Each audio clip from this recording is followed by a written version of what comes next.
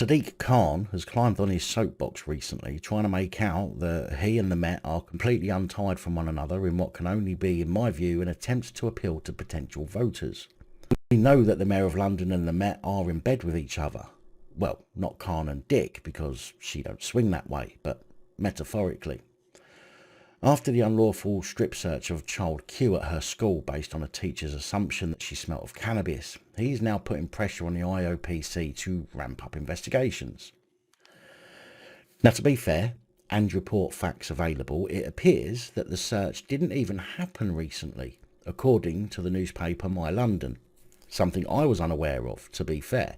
It allegedly happened in 2020, and came to light after Safeguarding Review was published on Wednesday, March the 16th, where the report found that child Q had been exposed to a traumatic incident and undoubtedly suffered harm. Sadiq Khan has now written to Michael Lockwood, head of the Independent Office for Police Conduct, to ask if they will upgrade their investigation into child Q's case to a matter of gross misconduct, which could lead to officers getting fired over the scandal. The current level of investigation is said to only deal with misconduct, which would mean no Metropolitan Police constables would be sacked.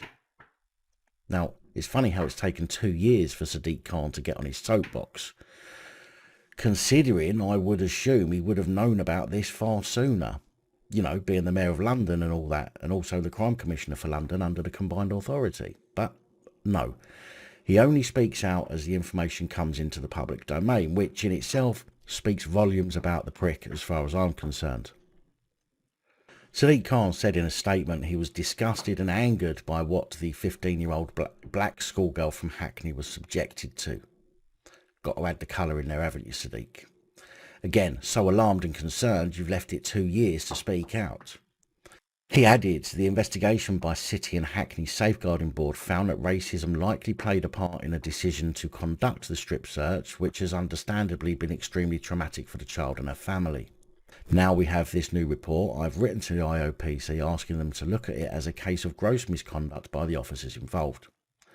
At a time when confidence in our police is almost at an all-time low, fucking non-existent, I've lost confidence in the Commissioner, and I'm determined that the next Commissioner must have a plan to tackle the serious cultural issues within the Met Police and regain the trust of Londoners.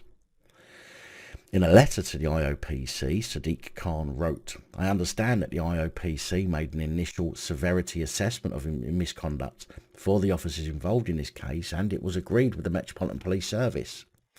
I am aware that your investigation has almost reached a conclusion and will now be considered by the decision maker.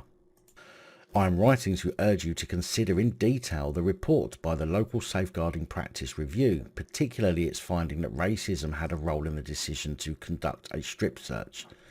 Well, let's be fair, it says that it probably had a role, or likely had a role. It didn't say that it was the main factor, so let's be fair about that. He continued, I understand that in line with statutory guidelines, allegations of discrimination would normally be considered at the level of gross misconduct rather than misconduct. The sole reason for action from the police officers involved was the smell of cannabis, Sadiq Khan said, which adds to the case for it to be treated as potential gross misconduct. Well, what I'd like to know then is when the police pull you over and go, I can smell cannabis, but they don't, should we make a complaint and see that as gross misconduct? Because they base that on the smell? That's a question for you to ponder on. Khan added, London's police service must have the trust and confidence of the public they serve, and incidents such as those experienced by child Q not only foster distrust in the Met, but actively hamper any efforts to police by consent. Now, surely it gets to a breaking point, like a tipping point where something leans past its centre of gravity and then nothing can stop it falling over. I think we've reached that point with the police. The breaking point has been breached and we're well past it, in fact, and it's going to take more than a pint-sized commie on his soapbox to make a difference.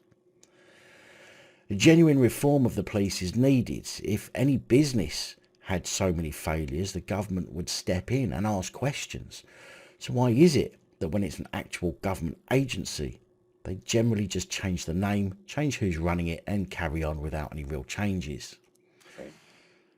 Have the police failed so much they can never recover, or do you think there is potential for change? Let me know in the comments. But on the theme of child Q, it's now come to light that the teacher who called police on the schoolgirl has reportedly been sacked.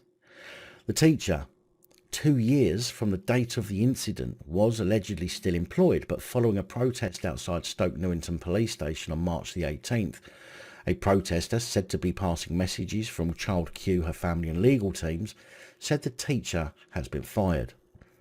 They said Child Q has 2 legal teams. One is taking action against the police and one is taking action against the school. Within the school, the teacher that called the police was still there. I got the call about half an hour ago that the teacher has now been sacked. At the time of the report, there wasn't any official confirmation, as the school it happened at hasn't been named in the public domain to protect Child Q's identity, and so no one can contact them to find out other than the family, the police and the legal teams. And I find myself wondering why it's taken so long. Just like Khan jumping on his soapbox, why have both he and the school left it 2 years to say or act on this?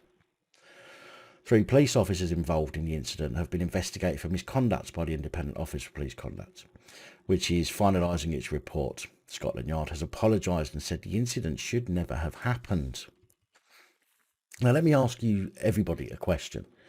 If a child, any child, turned up at school, was strip searched, would we have seen hundreds of people turn up outside police stations to demand action? Or is this simply because Child Q was a black child? Bearing in mind many of the protesters were white but carrying Black Lives Matter banners, would these same people, both the black and white protesters, turn up to demand answers for a white child being subjected to the same? The problem I see here is that no, they wouldn't. And because white kids are deemed not to be treated as badly as black. And although I don't particularly believe the statistics, this could be true. But it still does happen where white kids and adults are treated badly. But because there is always uproar over black folk being mistreated and less about the white folk being mistreated, it does appear on the face of it that black people are treated more badly when it comes to reports in the press. Now, if hundreds of white folk turned up to let the police know what we think of them over an incident involving a white person, they would be branded in the media as right-wing extremists. And to be fair, this shit needs to stop. We are all the same race, regardless to whether you see colour or not. We should all be backing each other up against tyranny, mistreatment, and the generally bad people in this world. It shouldn't be about getting one up on the white man or scoring points against the black. You know, it's really disheartening to see the government and certain members of certain groups, like Black Lives Matter, assisting in the segregation of communities into their respective colours or genders, especially seeing as they are purportedly fighting against that. Big thank you to channel supporters, especially these guys. Your support is truly appreciated. Don't forget to like, share, comment and subscribe. Let me know your thoughts, as I know many of you will. And until next time, stay safe.